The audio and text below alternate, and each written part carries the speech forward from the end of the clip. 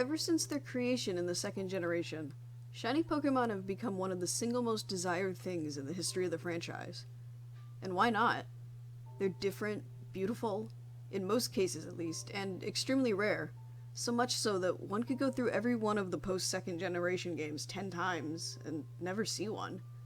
As such, many people all over the world have discovered glitches and loopholes that can be exploited, albeit with slight difficulty, in order to obtain one of those rare and sparkling pixel creatures. Now, I've always looked down a little on those who would cheat to get a shiny, as it seemed impure to catch one due to something other than the pure luck that's usually required. It takes all the wonder out of it if you merely have to punch in a code and get that rare and beautiful Pokemon others could spend their lives searching for. This idea only grew stronger in my mind when I, at last, encountered my first shiny, the Ursaring I named Chernobyl, inspired by its nuclear waste green coloring. I'd caught Chernobyl after playing these games for years, my heart pounding and my hand shaking as I clicked on the Ultra Ball icon, adrenaline rushing through me as I watched it wobble and then fall silent. How could anyone cheapen moments like these through cheating? But then I discovered the art of soft resetting. It wasn't technically cheating, I thought. The chances of encountering a shiny didn't decrease, and it was entirely possible that I could spend just as many years soft resetting as I'd spent playing and never actually get one. And yeah, perhaps I was a tad jealous of my friends and their shinies, since I couldn't actually use Chernobyl due to her stats and level in relation to my other Pokemon. Just as well, I wasn't a huge fan of Ursaring, though I can hardly complain about finding one that was shiny. So while Chernobyl currently rests in my box in Soul Silver, right next to the complimentary red Gyarados, they were out and about in their main parties, winning battles and looking beautiful. If there was a chance that I could both obtain a usable shiny and not have to cheat to get it, I decided I would take it. So I turned on my DS and started up the copy of Leaf Green I'd borrowed from a friend a few months before. I'd just recently played through most of it, but my team was subpar and I'd already sent them up into Soul Silver, so I had nothing to lose in starting over.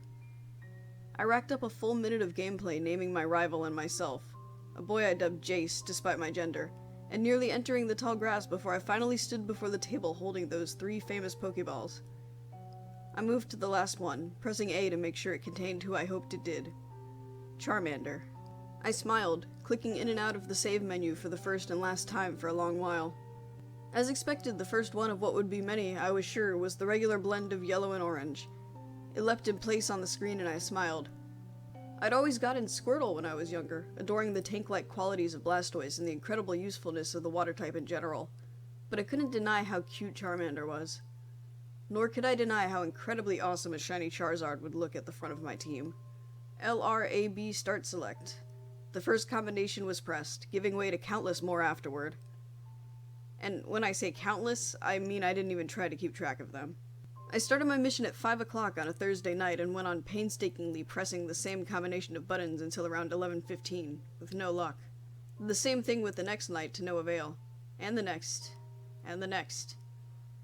I almost gave up more than once, but how many times had I given up on things like this before? And was I really going to be the one to admit I tried getting one of the most beautiful shinies in the game but gave up simply because I wasn't willing to put in the time? So I kept on going until I lost track of time, perhaps passing one in my eventual exhaustion at the monotonous task of button pressing. I memorized the sound of Charmander's cry in the exact shade of orange coloring its skin, praying each time that it would be different and that it would appear to be leaping towards the little red star that would confirm it was, at last, the Charmander I wanted. I must have gone through every single one of the 8,192 ordinary Charmanders the odds assured me I would encounter before the moment arrived. It was nearing 10 on a school night and I had a test the next day, so I was a mixture of exhausted and anxious, determination replaced with sheer desire for both a shiny and to overcome the obstacle of the game. I actually almost pressed those buttons again, numbed by time and lack of success, but something made me look twice before I could. The orange that had begun to mock me was replaced by a soft shade of yellow, and the tiny, adorable lizard gazing up at me did so beneath a bright red star. I saved the game for the second time, playtime of 1 minute still remaining despite the hours I'd thrown into finding my little golden Charmander, and then went nuts. I screamed with excitement and leapt from the couch, jumping to the ceiling with excitement. My second shiny ever, and it was going to be a Charizard. Charizard! One of the most famous and desired Pokemon, and it was mine and shiny. I couldn't contain myself. I didn't even try. It ended up being a girl. Tiamat, the perfect name for a vicious dragon, black as night. I squealed, hugging the DS to my chest. At last, it came time to battle Blue and his Squirtle, his non-shiny Squirtle. Blue threw out the little turtle and it gave its trademark cry. But then Tiamat came out and I thought I was going to faint. Her gold back and red flame were briefly surrounded by the ring of tiny sparkles, and then she too called out. I could swear I heard happiness in it, though that may have been just me. Again, I giggled like a little girl, shutting my eyes and clutching Tiamat and my DS to my heart. I heard a few various battle noises while still fangirling, and I assumed I must have pressed A. There was a sound similar to when a Pokemon uses Scratch, followed shortly after by the set of lowering tones that meant one of the various stats had been lowered. At the second sound, I lifted the DS and looked back at the battle.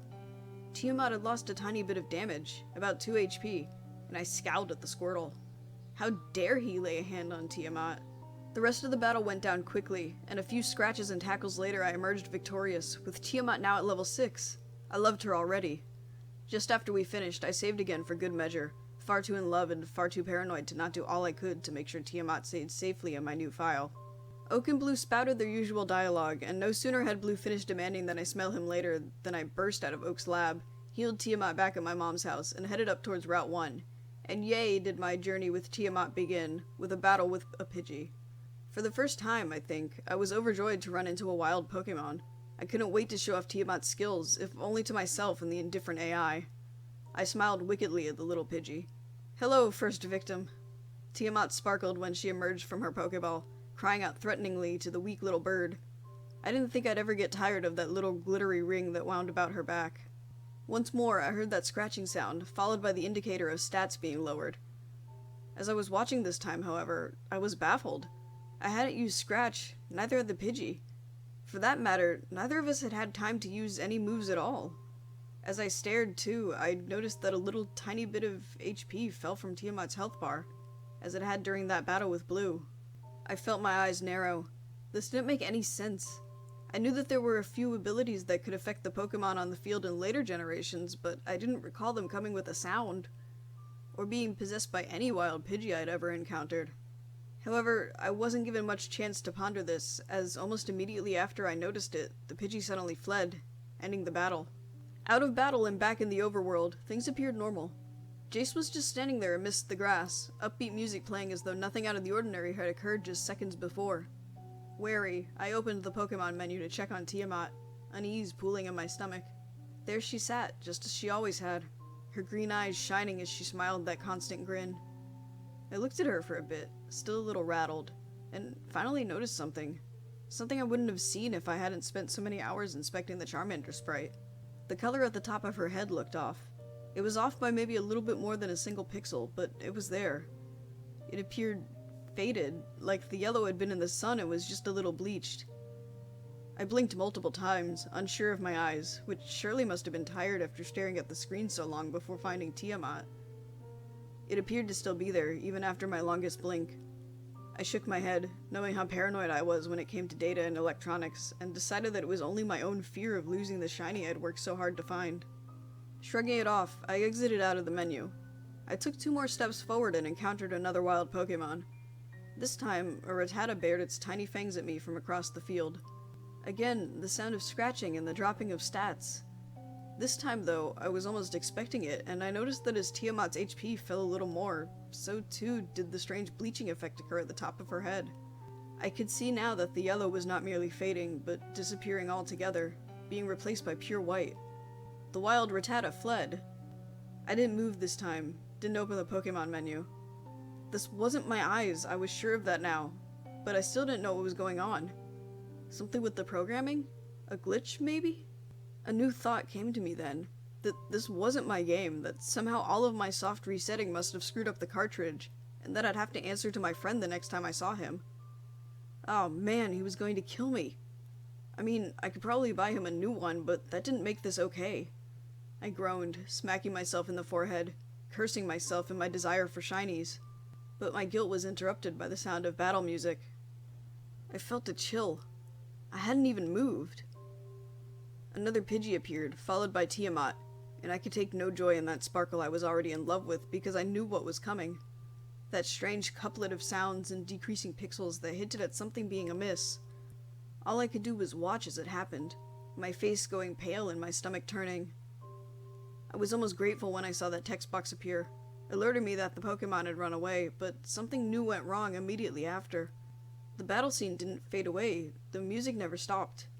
Another wild Rattata simply slid into place from off-screen, looking just as it always had so many times before. That same pair of unsettling noises, faster now, and more of Tiamat's HP and color disappeared than before. Wild Rattata fled.